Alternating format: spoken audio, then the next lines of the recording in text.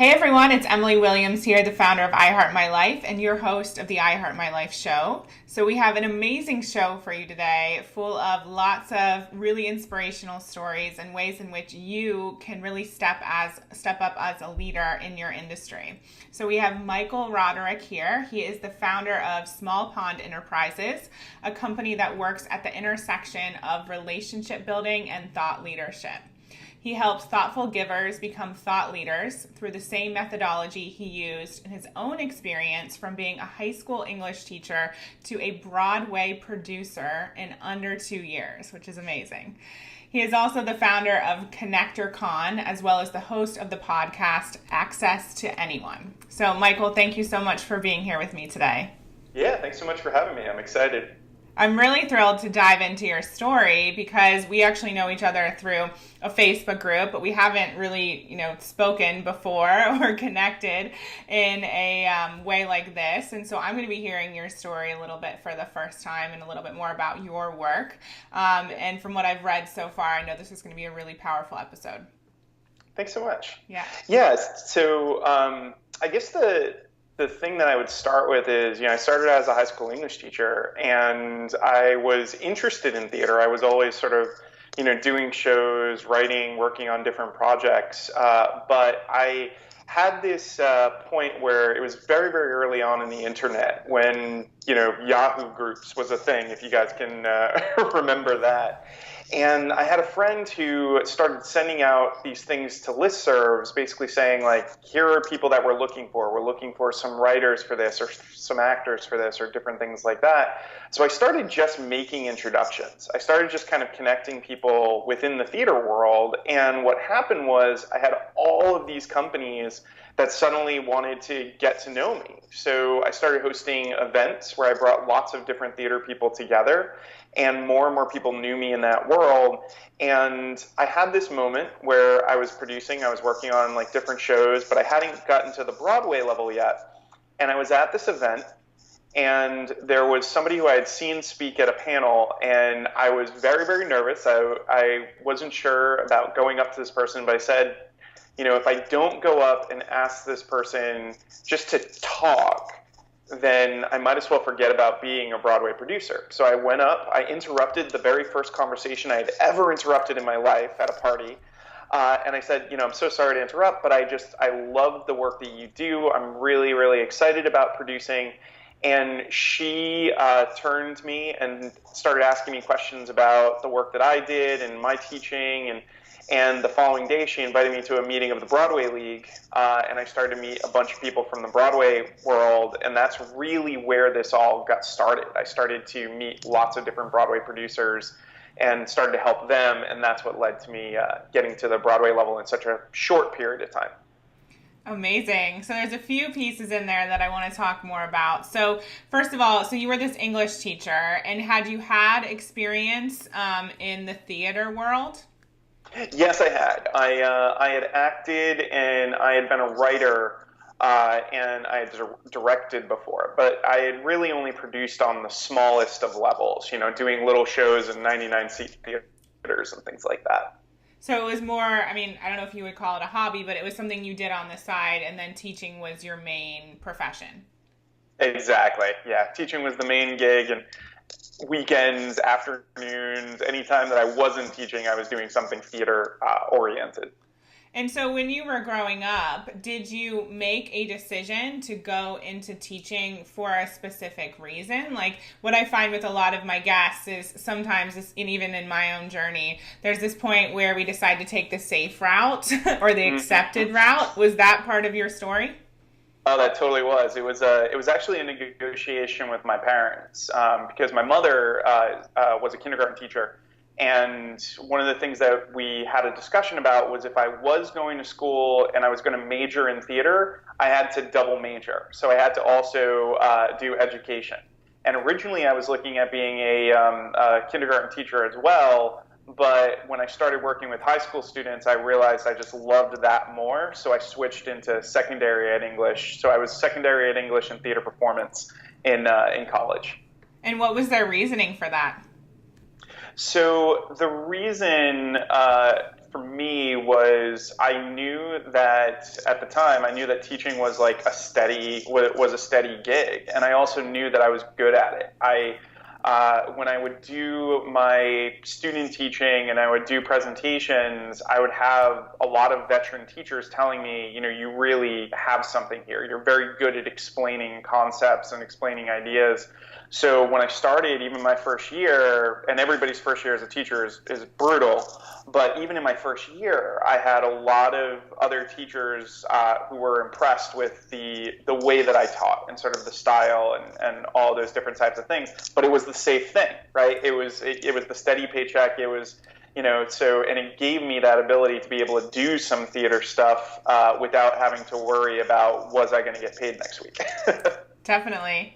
And do you remember having a specific conversation with your parents where they literally said to you, that you could go into theater, but you had to choose something else as well? Oh, yes. Yeah, my mom. I remember sitting down with my mom and her saying, totally fine if you wanna go into theater, but you also have to be a teacher because otherwise you're not going to be able to eat. Was her her take on things. And looking back on that, how do you feel about it now? I mean, I think that it was good for me. I think that sometimes people sort of look at those moments as like, oh, well, I was being forced into doing something. But I think it was more along the lines of, for me, it was a practical solution, but it gave me a skill that is carried throughout my entire life. So as a Broadway producer, I was always educating people on the investment opportunities and helping them understand what they were putting their money into. And then even now in my work as a coach and as a consultant, I'm always teaching. I'm always presenting this information. So I think it's one of those things where I don't look at it from the angle of, that was that thing that I was pushed into. I look at it as, this was presented to me as a practicality, and I did it, and it gave me skills that now carry over into all sorts of other aspects of my life. Yeah, I really love that because I think that you're completely right. So often we blame our parents for all the decisions that we make or the things that we're forced into or even the way that we think in terms of mindset. But there are a lot of reasons why our parents are the way that they are, from their own history and the way that they've grown up. And most of the time they just want the best for us. And I think for a lot of us who have journeying into the entrepreneurship path, we think that we can't necessarily use the career we had previously or the degree that we have, but that's most of the time, in my experience, not true. There's ways where it all fits together and kind of intersects. And when you look back, you can see that, you were on the right path all along. It just might have curved or gone a different direction than what you expected.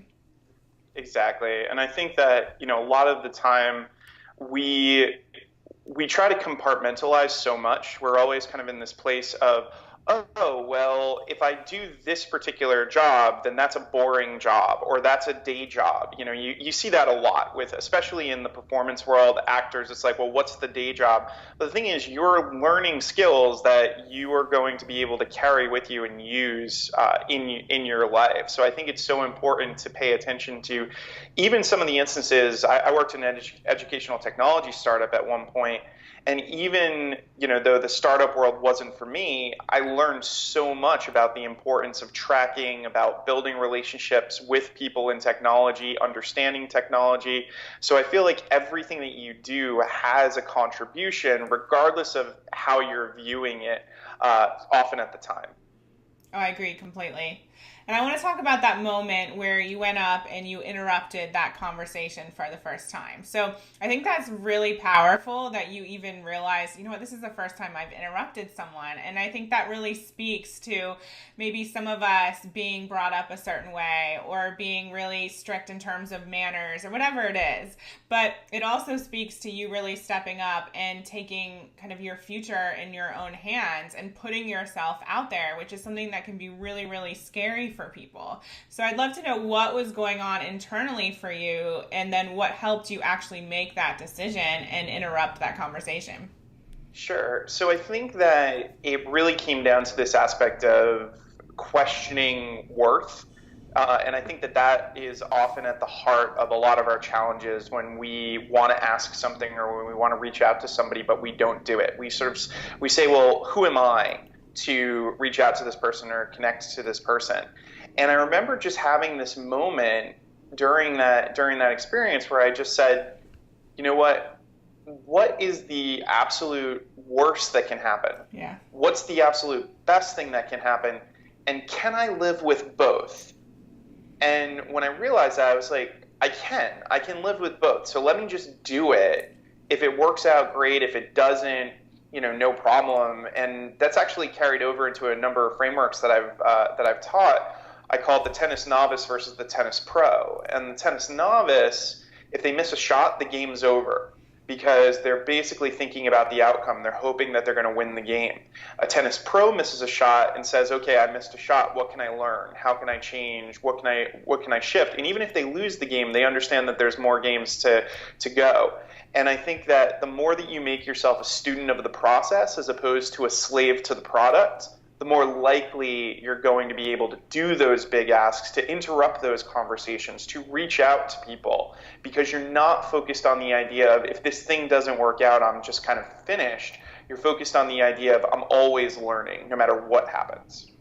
That's so true. And I want everyone listening to really, really hear you when you say that, like this element of, be the student of the process, and remember that the one failure that you have, or however big or small it might be, that's not the end for you. And how can you continue to shift and be stronger and do it better the next time? That's so, so powerful. And the other thing I want to point out is I really relate to everything that you're saying regarding that shift in mindset. I remember when I decided to become an entrepreneur, I did that same thing. I call it following the fear. And I followed it and said, okay, so if I start this business and it doesn't work out, what's the worst that could happen? And when I followed the fear, it was really just me getting another job. And at the time, my job was paying me about $30,000 a year. And I figured I could probably get another job that would pay me $30,000 a year. So if that's the worst that could happen, then I'm going to do okay, right? And then you have the confidence to move forward. And I think so often we have these big dreams or these big steps, or even interrupting the conversation feels like a mountain we need to climb. But if we just follow the fear, we can see that we can handle it regardless of the outcome. Yeah, it's totally true. And I think it was Seth Godin who referred to fear as a compass, and I really, really love that idea of it's sort of giving you this direction to go, and the second that you feel that feeling of like, oh, I'm not really sure about this, that's when you need to push and actually make that thing happen. Yeah, I always say to my clients, you can either be scared or rich. And it's not that fear is not along for the journey the entire time, but you have to decide, are you going to be scared or happy, scared or put yourself out there, scared or rich, scared or whatever it may be, have that impact. And fear can be that thing that points you in the right direction, telling you like, this is something big and you need to listen and you need to take action. And the other piece of what you shared is just that little instinct that you had, like, I need to go and talk to that person. I think so many people overlook those moments, or they just brush them aside and just say, that's crazy town, they don't want to hear from me, and come up with all the excuses in the book, but you actually went for it. Yeah, and I think that it's one of these common things that come up. We often answer the question before we get the answer, right? So we're just like, oh, well, that person, this is how they'll feel, or this is how they're going to respond. And we live in that. And then we just join the line of all those other people who basically say, oh, well, that person's too busy, that person isn't interested, as opposed to just testing our assumptions. And when we test our assumptions, there's so much that we can learn, and there's so much that we can discover for sure. Amazing. So bring me back. So you interrupted the conversation. It sounds like you had a great conversation with that woman. And so break it down a little bit more for us. What happened next that really led you to the coaching and the work that you do now? Sure. So basically I was doing a ton of producing, and people were asking me how I was getting into the doors that I was getting into. So I've always been very fascinated with what causes us to do things. Like, why do we do things? How do we think about things like asking and giving, and what are the issues that come up? So what I was doing at the time was I was getting my master's in educational theater from NYU, and one of the things that we learned about was simulations, where basically you would act out scenarios in order to learn new information. So what I would do is I actually started to have people act out job interviews, cocktail parties, social gatherings, and then talk to them about what they experienced. And the more that I talked to them, I started to notice a lot of patterns in relationship building. And from those patterns, I started to develop frameworks. So it started with me just meeting with different actors who wanted to try and get to the next level in their careers and saying, oh, well, have you ever thought about it this way? Or have you ever tried this? Or what I've noticed is this. And they started to do really well. So more and more people started coming to me and saying, this is really helpful. This is really useful. And eventually somebody was like, you probably should get paid for this. The fact that you're helping these people solve, so many different types of problems. So I really started to think about, okay, well, what is the value, and sort of where does that lie? And I realized that there's so many people who they feel like it's taking them too long to get places. So how could I help them overcome that? How could I help them shorten that timeline? And very, very often it came down to the relationships that they had, the networks that they had, and their ability to ask, and to be able to be comfortable with asking and really create a flow of giving and asking in their networks and in their relationships. Oh, amazing. So I want to pick it up right there when we get back from the break. There's so many nuggets there from asking and building those connections. I know one of my friends who you might know as well, Chris Winfield, he talks about how your network is your net worth. And I've seen that in my own life, not just from a financial perspective, but really from an emotional perspective. In every single way, that support system and the people I know have been so, so beneficial along this journey. So let's talk about that in just a second when we come back. Do you want to learn how to make and attract more money in your business? If so, my iHeart Money Live program is for you.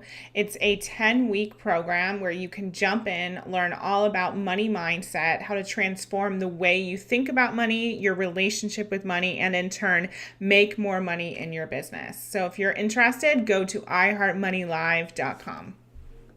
Hey everyone, it's Emily Williams, and this is the iHeart My Life Show. We're here with Michael Roderick talking all about taking action towards your dreams, asking for what it is that you want, and building those powerful connections in your network.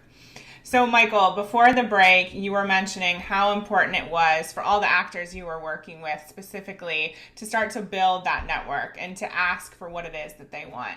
And that really, really resonates for me from everything from my personal life to business. I remember when my husband and I were thinking about getting married, we were trying to think about the perfect venue. And here in London, my dream location has always been the Ritz Hotel. And I remember telling my husband, oh, let's just go, let's meet with the event planner and see, what she has to say. And he said, oh no, there's no way that we can afford that. And I said, well, you don't know until you ask. And so we set up the appointment, and it turns out that was the perfect place for us and we could afford it. But I think so often, whether it is personal or business, we put these barriers in our path. And we don't ever ask, we don't ever think outside the box, we don't ever check to see if they're even real or imagined. And so I'd love to hear your thoughts on that and how you help people with that specific thing.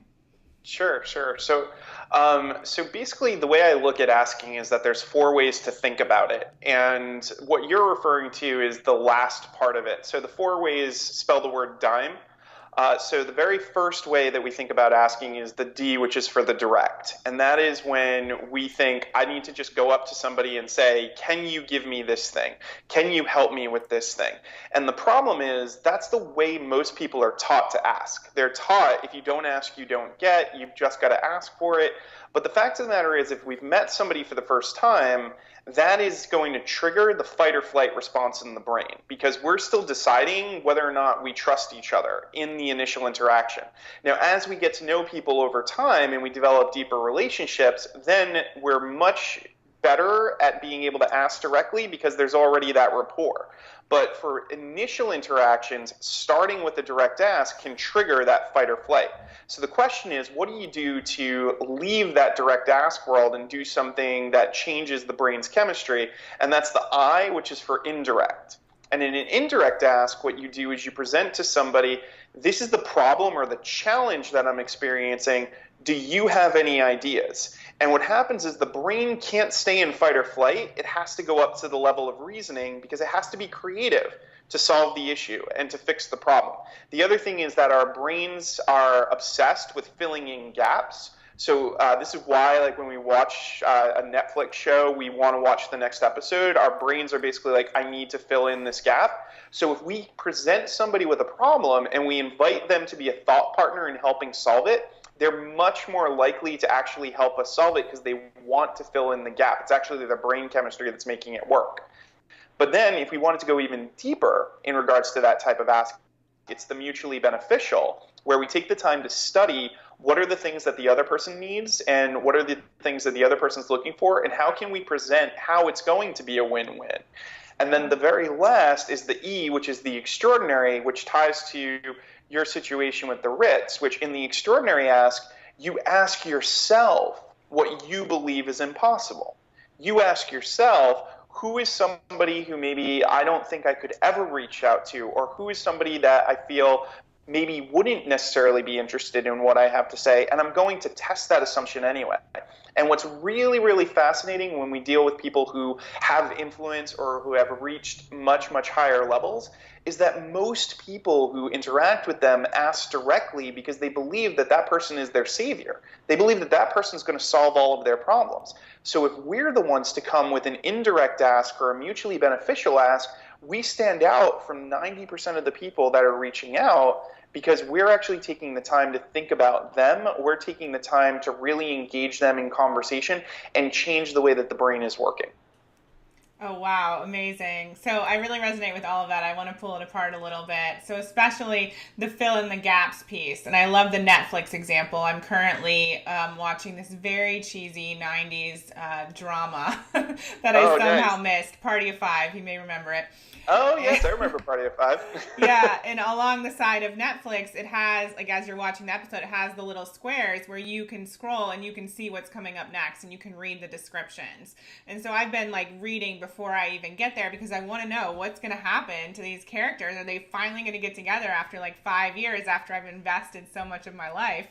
Right. And so I totally get that. And then I love how you said that even just asking, especially in the ways you're describing, that sets us apart. And I think so many people think that that special connection or that person they really admire doesn't want to hear from them and that they won't respond to them. And so they don't even try. And then you're giving us another way to try and to take it a step further and have much stronger results when it comes to actually asking. Yeah, and it's one of those things where a lot of the time the anxiety that you're experiencing is coming from that feeling from the direct ask, because when we're in fight or flight, cortisol gets released. We have these like really, really intense moments. So if you're asking somebody directly, you feel like you're in the wild and you're stealing their food, and they feel like you're trying to steal their food. So it doesn't really work. But if you reframe it and you think about it as an indirect or a mutually beneficial, suddenly you're in this position of, oh, I'm just supporting this person, or I'm just helping this person. I'm giving them something as opposed to just taking something from them. So all of a sudden you're just less nervous, less concerned, because you realize that you have value. And I think that the thing that happens a lot of the time is that we think that because of wherever we are in life, we don't have value to those who are above us in some capacity.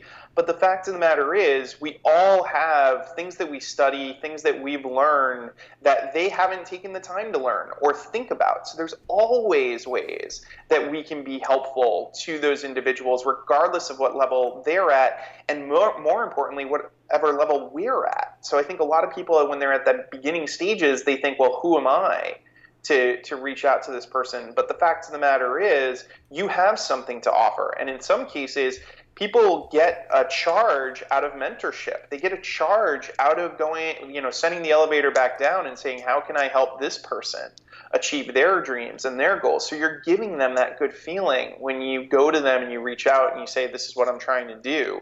So it's so important to pay attention to that and not discount what you have to offer.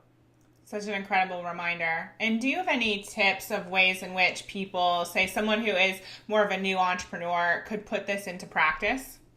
Sure. So I would say one thing that you could do that would be really useful is come up with some kind of environment where you can invite that individual at that higher level, where they can actually interact and see what you're able to do. So often when I'm working with clients and they want to do more with a particular industry, let's say that they haven't had a chance to meet yet, what I'll do is I'll suggest that they create a panel and then they host the panel.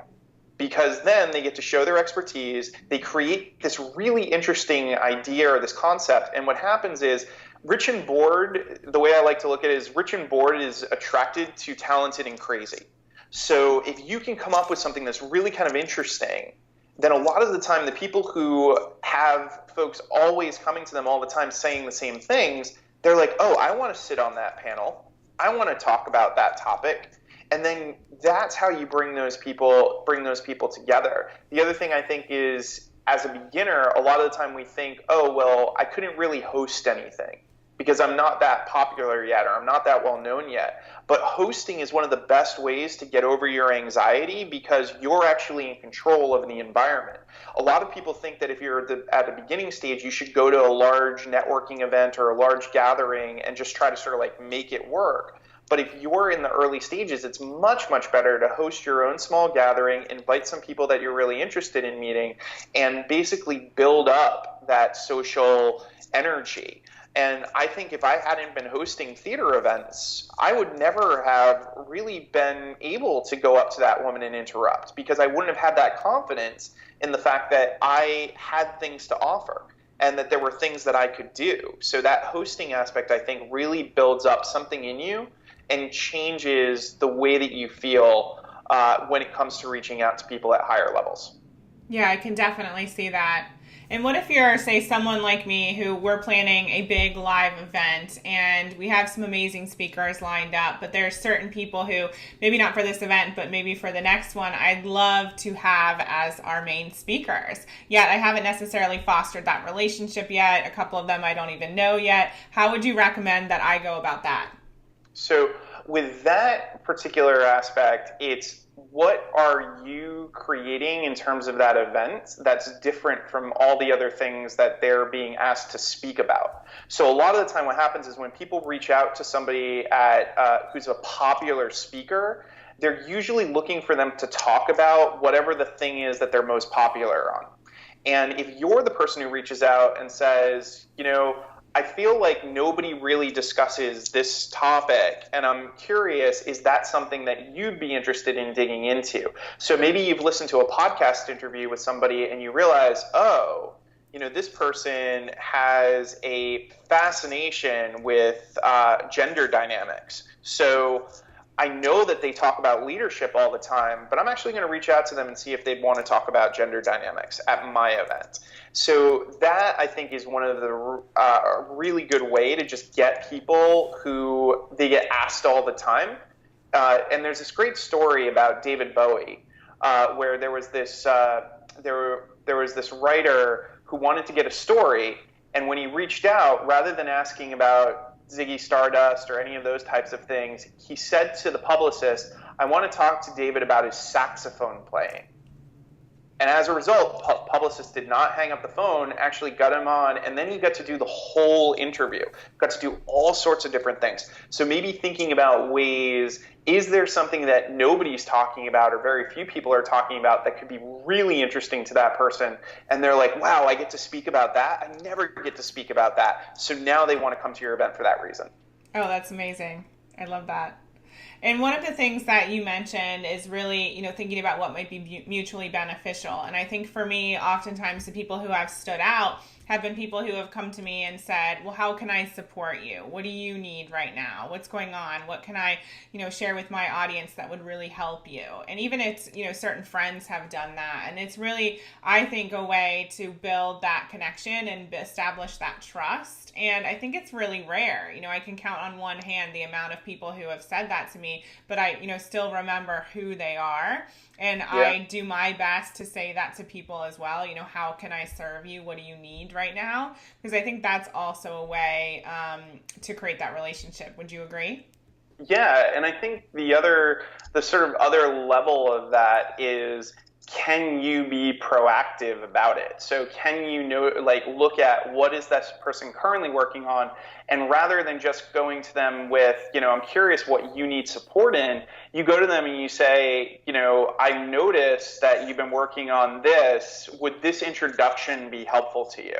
So I've noticed that you've been spending a lot of time in the tech world, and you're trying to build out this software. I'm curious, I actually know an entire dev team that used to work at Google and a bunch of different places. Would that be helpful to you? And a lot of the time with people who are at very, very high levels, they don't want to make the decision about thinking through, okay, well, how could I, what do I actually need? What am I looking for? So if you're the one to be proactive about that, it really changes that dynamic, and they see you in a much, much different way. Yeah, that's incredible. I love that. Awesome. And so when you work with clients now, I know this is one of the things that you work on. What else do you have in your toolbox? Sure. So another thing that I do is I help my clients look at what it is that they're trying to say, and I help them think about it in the context of, I call it a referable brand. So what tends to happen is that most people, when they think about brand, they think about differentiation. They think about, how am I different from everybody else? But what they don't necessarily always think about is memory. How is it super easy for people to remember my content and my material? So what is the image that I create about what I do? What is the Venn diagram that I have? What is that 3-step process or that mnemonic? And when you come up with stuff like that, what happens is people remember it, and then they share it with their friends, and it keeps referring back to you. So a lot of the time when I'll be working with somebody and they're going to be a speaker, let's say, they're about to do a presentation, I'll look at the presentation and say, okay, is there a way to package this presentation so that people will be able to remember it? So can we take the 3 concepts that you want to put into this presentation, and can we create a word out of those 3 concepts? Or can we create an image that people can follow while they're watching it, so that later on at the event, they say, oh, you're the person who talked about the ladder, or oh, you're the person who talked about TCM, or you're the person who talked about Dime. Those types of things. And this has just been from my own experience in both Broadway as well as an entrepreneur. When you create that referable brand, when you come up with things that are super easy for people to remember, they constantly refer back to your work. So more and more clients come your way. People who are at higher levels are interested. It's much better from a press standpoint, because it's very, very easy for somebody to take those 3 bullets and have it be an article or an interview. So it's a very, very powerful tool. Just like what you shared with us, the whole Dime concept. Exactly. Love it. That's such a great reminder and tool. Awesome. So let's pause here for 1 second, and we'll pick up after the break. Sounds great. Want to be the first to hear when new episodes of the I Heart My Life show are released? Go to iheartmylife.com right now and click on Become a Member. When you enter your name and your email, you'll also receive a free gift from me called Scared or Rich: 7 Practical Biz Tips to Moving Past Fear and Hitting Your Mega Money Goals. All right, everyone, we're back. It's Emily Williams. This is the I Heart My Life show, and I'm here with Michael Roderick. So before the break, we were talking all about this DIME framework, which really helps people like you start to build those amazing connections, create that network, and really ask for what it is that you want, and do it in a way that creates trust and creates deeper relationships.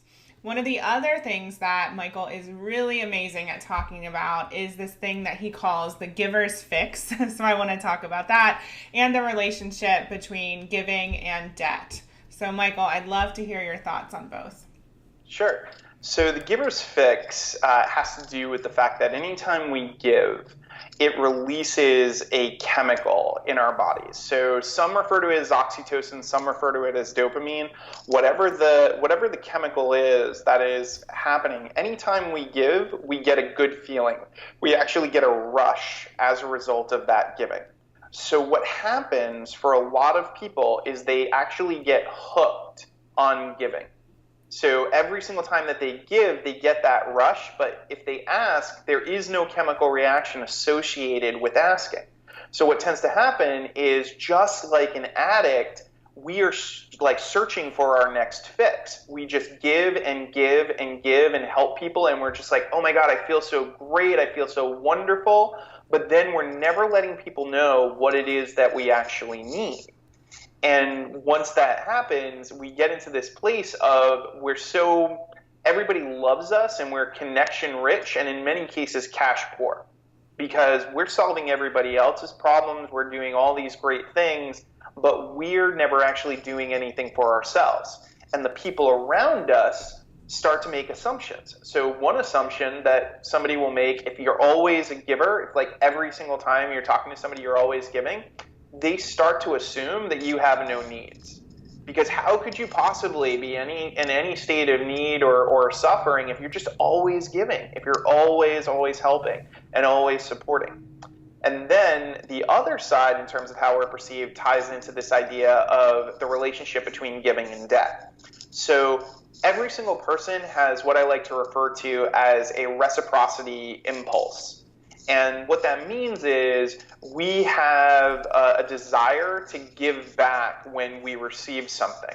But certain people have a different timeline on that reciprocity impulse. So there are some people, if I give to you, you'll instantly want to give something back to me right away.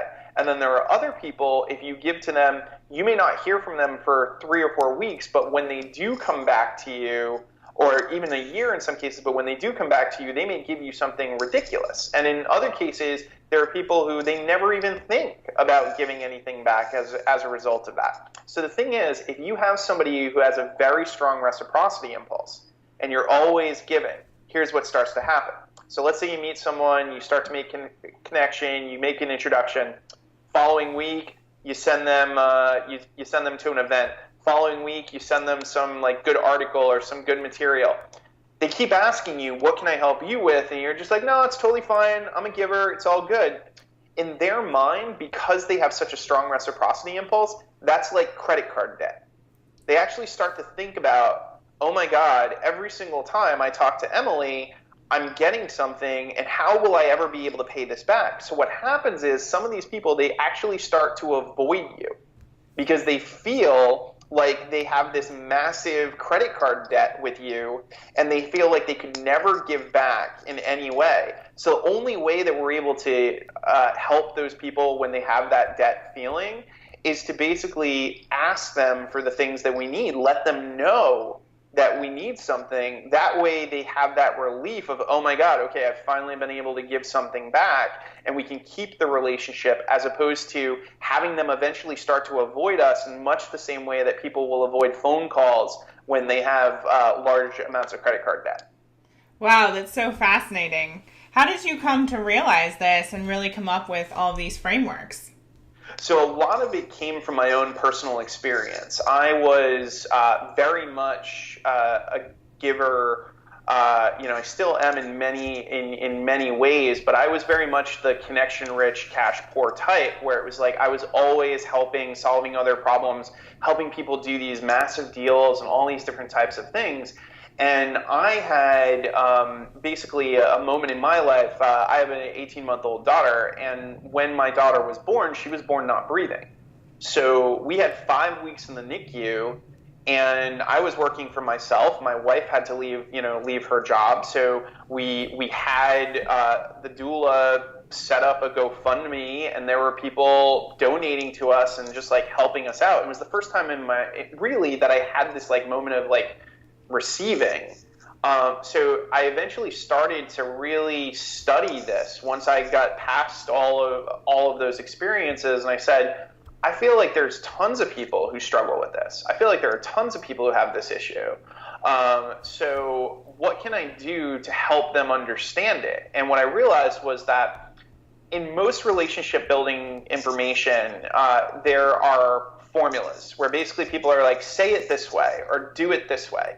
And the problem with the formula is that if you don't follow the formula to the T, you suddenly think that you're wrong. You suddenly think that you're not doing what you're supposed to be doing in the relationship building side of things.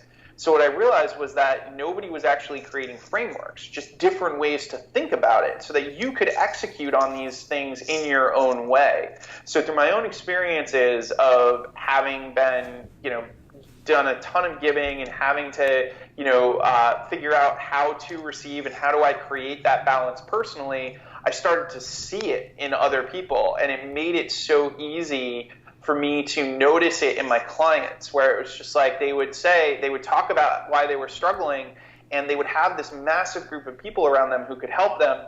And I would just be like, so why haven't you asked any of these people for support or for help? And because I've been through it, I could see where those challenges were, and I would give them these frameworks to help them solve those problems. And don't you find that when it comes to asking for that support, sometimes there's a lot of shame around that? Like, I shouldn't need this support. I should be able to stand on my own 2 feet. I don't want anyone to know that I'm in this place. Yep. Yeah, I think that a lot of people do struggle with that. I think the way that I help a lot of my clients specifically with that is I talk about the oxytocin side of things. So I basically say, if you're getting a rush every single time that you give to other people, if you're helping other people and you're getting that good feeling, but you never let the people in your life know what it is that you need, you're actually robbing them of that good feeling. You're robbing them of the opportunity to feel helpful. You're robbing them of that oxytocin, that dopamine, all of those types of things. So by just constantly giving and never letting your network know what you need, you're actually being more selfish, because you're just taking all that good stuff and you're not giving anybody else the experience that you get to have when you're helping and supporting others. And that's the perfect way to phrase it for people who want to create these beautiful relationships and want other people to feel loved. If they're hurting and being selfish, they don't want to hear that. Exactly. I love that. And so with your work with your clients, you've mentioned a few things that you do in terms of helping them with these frameworks. What is the overall big picture around the type of work that you do and who you specialize with? Sure. So the way I frame it is that I help thoughtful givers become thought leaders. So when I think about the journey, usually the individual that I end up working with, most of the time they're in some kind of coaching or personal development space, but I've had everything from, I've had gyms as clients, I've had all sorts of, kind of random opportunities. But most of the time they're in the middle. So they're not beginners and they haven't hit that level that they want to get to yet, but they have a lot of great content, they have a lot of great material, but they've been so focused on solving their clients' problems that they haven't sat down and said, well, who am I? Like, what do I actually have to say in the world? What do I want to put out into the world? And I help them first figure out what is it that they actually want, because most of the time that answer is not there. Especially if you're the type of person who's always helping others and solving other people's problems, it's so easy to just not say, well, what is it that I actually want? What is it that I'm looking for? Once they understand that, then it's about helping them create that referable brand. And once they've got that referable brand, then it's about them actually putting that out into the world, actually letting people know about what they're doing, talking to the people in their community, and figuring out ways to spread their message so that they move more in that thought leader space. So fascinating, because I see the same thing with my clients. I work with mostly women, and so many women come in and they don't know what it is that they want. They don't know what makes them happy, and they've suppressed it so much or denied it or made themselves wrong for it that it's quite a big endeavor to actually bring it to the surface in the first place. But if you don't know what you want, then you're not going to be able to move forward with that business dream or whatever the dream may be, because you need that clarity. And I think sometimes people think that they have to have everything mapped out instead of just taking that first step and like following those little whispers about what it is that they want. Just follow that first thing that you know you have clarity about, and then the rest will unfold. But it's so amazing to me that so many people are disconnected from their desires. Yeah, it's pretty amazing. The other piece that I feel, based on what you said, is that I feel like a lot of the time I call it polishing the car but never driving it, where what we have this sort of perfect vision of something in our mind of what we want our business to look like, or what we want our life to look like, or even how we want to look when we're asking for something or whatever it is. So we spend all of our time trying to make it perfect, as opposed to just getting it out into the world. And I see this all the time with content, where people will agonize over writing one article or one post, and the fact of the matter is, until you get it out there, you're just never going to know what's resonating and what's working. And you can spend your entire life, just trying to polish something and get it perfect and never actually get out there. So I think that that's something that comes up a lot for entrepreneurs, especially in those early stages. Definitely. And I remember that feeling associated with that desire to wait. When I put out my first newsletter and there were just 15 friends and family on my email list, that was really scary because I was wondering how people were going to judge me. And so I totally get it, but it comes back to feeling that fear, but taking action anyway. And just knowing that fear is a sign of something amazing is happening and you're pushing yourself and stepping outside of your comfort zone. And that's really, really powerful. And that's how you get to what it is that you really want. Exactly. So one of the questions I love to ask my guests here on this show is a little bit about your own life. So what it sounds like to me is that you've created a life that is better than your dreams. You're doing something different maybe than what you expected, but you're getting to use so many of your talents and your previous experience right now today. So I'd love to know, what do you think is the key to creating a life better than your dreams that other people can implement starting now? So I think that the thing that is often forgotten about is reflection. So there's tons of material and content on there about planning. There's a lot of things about goal setting. There's a lot of things about execution. But very few people talk about the fact that all of the lessons are in your reflecting back on the experience that you had. And when I was a teacher, one of the models was plan, act, reflect. You would plan your lesson, you'd act on it, and at the end you would reflect. So I think that if you want to create the life of your dreams, it's about doing the work, and then when the work is done, whatever you've finished, looking back and saying what did work and what didn't. And I think that what tends to happen is when we have success, we say, oh, that was awesome, and we run off and we celebrate. And when we have failure, we say, oh, that was bad, and we go and we feel bad. But what we don't do, and what I think is so important, is sitting down and saying, okay, why did that success happen? Or why did that failure happen? And what can I learn? Again, going back to the idea of being a student of the process, really taking the time, any decision that you make, anything that you do, whatever the outcome, going back and reflecting on that decision, I think is the most powerful tool that you have. That's so key. And how do you do that in your own life? Is it journaling? What does it look like? Yeah, so for me, I have something I call the gate strategy. And it's basically every day I open and close the gate. So every day I give without expectation of return. Every day I come up with something that I can just do to help somebody within my circle, within my network. It has no tie to my business. It's more of just like I just do something that I think will help. Every day I challenge myself to ask for something that I actually need. Because I feel like a lot of the time we sort of hoard up our asks and we only ask at certain times. So every day I make sure to ask. Every day I thank someone appropriately. Every day I think about who is somebody that I want to thank and let them know what they've done and what it's meant to me.